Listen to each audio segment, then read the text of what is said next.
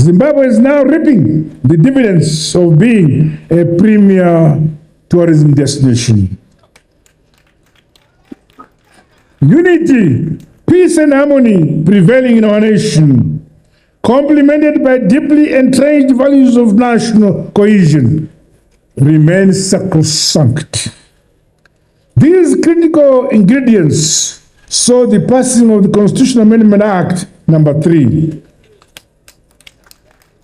This attests to our maturing democracy. Congratulations to all the people of Zimbabwe. Kutendai zvikuru sei your elder Madzibaba Wikinel Chivayo mabasa anoita kutambanudza ruoko rwake achipa zvipo and the community at large. Nokutenda Mchinda uramba wakadaro.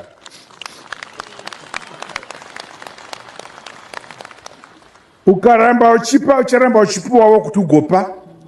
Kangorega kupa upiwi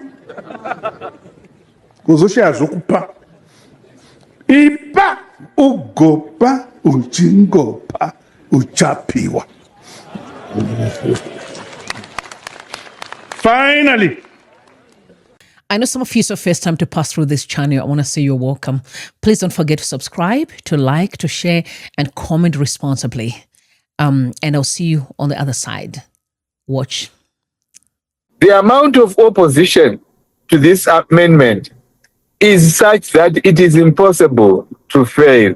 It is impossible to, we will not fail. That is how I want to put it. Might not have come out properly. It is impossible for us not to succeed. We will succeed. We will be able to get and galvanize this opposition, because it is unthinkable that Zimbabweans would allow ED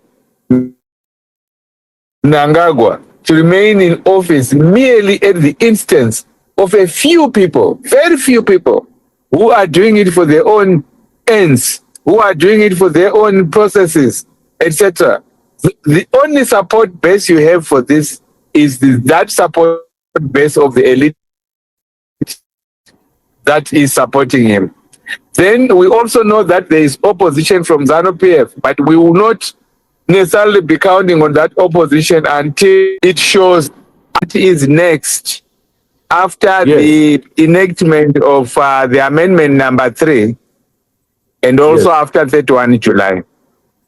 I would like to say that what has happened, which is the process of having the act now in place signed into law by the president, I would characterize it as a meaningless step.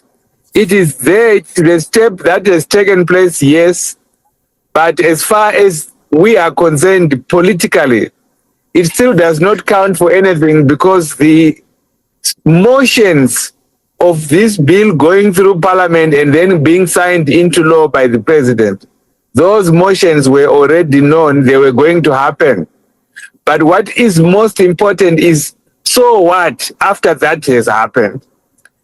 Now, I want to remind our listeners and the public in general that we had announced as a group, not as individuals, it's a group, now a group called Sungano Evanu, Ubumbano Lompakati People's Coalition, that we were going to have 2 strategies in fighting this attempt to mutilate the Constitution.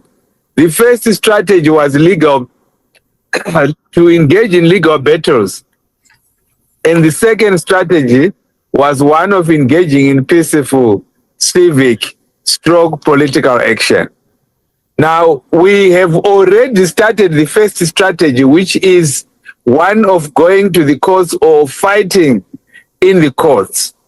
We have filed no less than 5 applications in the Constitutional Court and other courts. These applications are not small, they are substantive, and they engage one arm of the state that has not been involved all along. Remember, it was the executive cabinet that initiated this unacceptable amendment. Then it was taken to the legislature parliament, which passed this unacceptable amendment. Now we have approached the judiciary, which is the third arm of the state, to intervene and determine whether or not what has happened is lawful or what has happened can be tolerated by our legal framework. That's where we are. So we are perfectly within the framework of what we are permitted by the Constitution. And these challenges we urge the people to take them seriously. What we can say is that if we are to say what next, the answer is simple. The first next stage has been to challenge the amendment in court.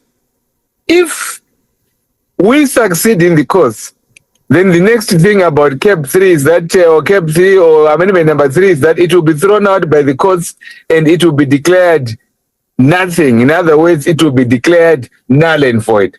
That option is not an academic option. It is a real one, because the arguments being advanced are also very real and substantive. I think most people of the public may now be aware of the arguments that are being put. One argument which has been taken by Monzora, for example, is that it insists that you need a referendum for you to take away the right of Zimbabweans to vote directly for the president.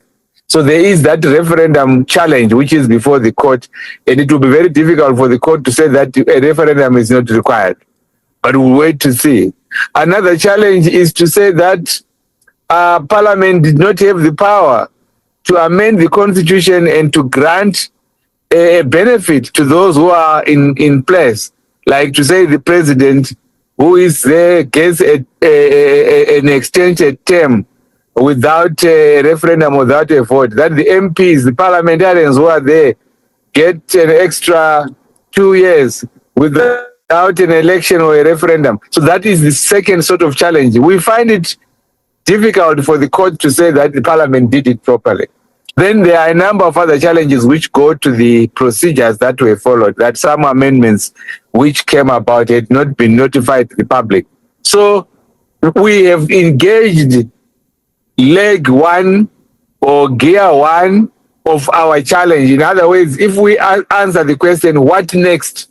There are court actions in place, and these court actions must be taken seriously. We will start to first cases that will be heard in September, mid-September onwards. We will be hearing this. So there is room for everyone to be very optimistic that the courts may actually on this matter be independent and grant what we would expect that it be granted. Then the second leg of our strategy has been political civil action, peaceful civil action, which is what brings in July 31. July 31 was an initiative by citizens. It was not called by any specific named organization. Certainly, in our organization, we didn't call for July 31, but we supported it once it had been called by the people that called it, which was not a defined organization, but the people on the ground. And even at Sungano, Ivano, Ubumbano, Lompakat, it didn't call, but it gave its support to that. I also know that the National Dialogue Platform, which is headed by Professor Mandaza, also didn't call for July 31 itself, but they put their support. So it was a very important initiative, because by every measure, it was a huge success. The indication of success is in the level of consciousness across the country. Everyone knew about July 31. Everyone had something to say about it, that they were against it. And then the government itself was in panic mode, as we saw. They paraded soldiers, police officers, intelligence officers everywhere, and were really trying to show off that they have the power, but ended up not being able to find anyone clearly to suppress, because people chose that they would stay at home. and not necessarily go out to demonstration. So 31 July was the first action under the second leg of peaceful civic action. As far as I see it, what next after 31 July? It will be more and more of these civic initiatives. But the next one that is coming would be fully owned by the leaders that are currently at the forefront of opposing CAA3 or Amendment number 3. The next actions would be identifiable. They will be called. The dates will be announced by leaders from across the spectrum. Certainly, from our organization, we will be identified as one. I have no doubt that legal action and peaceful political action would yield a result. I think that the better way of putting it, as far as I'm concerned, what next? I would urge that we get some review end of September. I suspect that by end of September, we would have had tangible results one way or the other, where we would be able to say, this is how far we've moved. For me, I'm very optimistic that by end of September, we would have put an end to the amendment, one way or the other. Eventually, this amendment will collapse, and there's no doubt about it. I wish just then to close my submissions or presentation by saying that the amount of opposition to this amendment is such that it is impossible to fail. It is impossible to, we will not fail. That is how I want to put it. Might not have come out properly. It is impossible for us not to succeed. We will succeed. We will be able to get and galvanize the opposition, because it is unthinkable that Zimbabweans would allow ED Mnangagwa to remain in office merely at the instance of a few people, very few people, who are doing it for their own ends, who are doing it for their own processes, etc.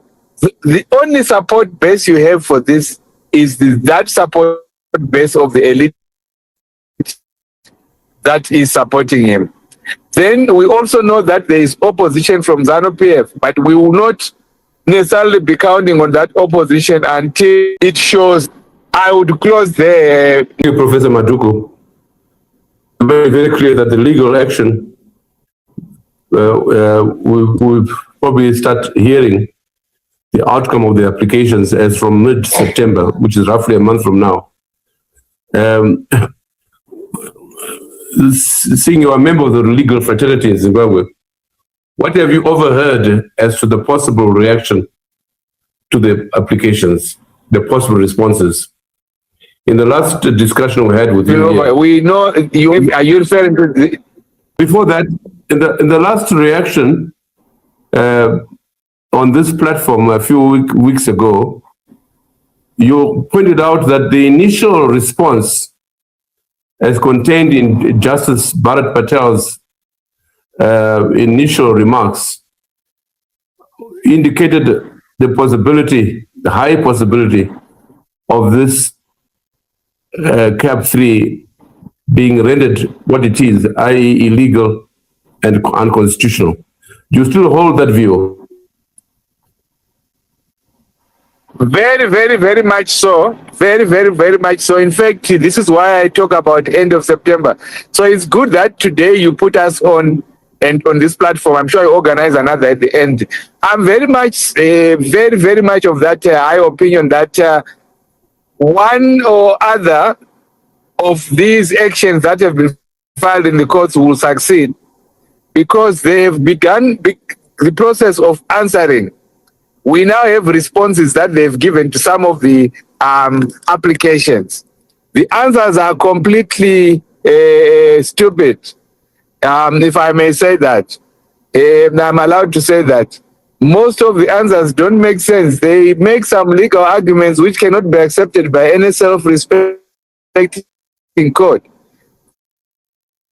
They forget that they are in the highest court of the country. I don't see judges taking or accepting the legal arguments that are being put there. So we have started receiving the answers to their actions. So soon we'll be making the written legal arguments, and then a hearing will take place. So for the benefit of the listeners and the public, I'm still very, very optimistic that CAP 3 will be thrown out. It will be rendered illegal by the courts.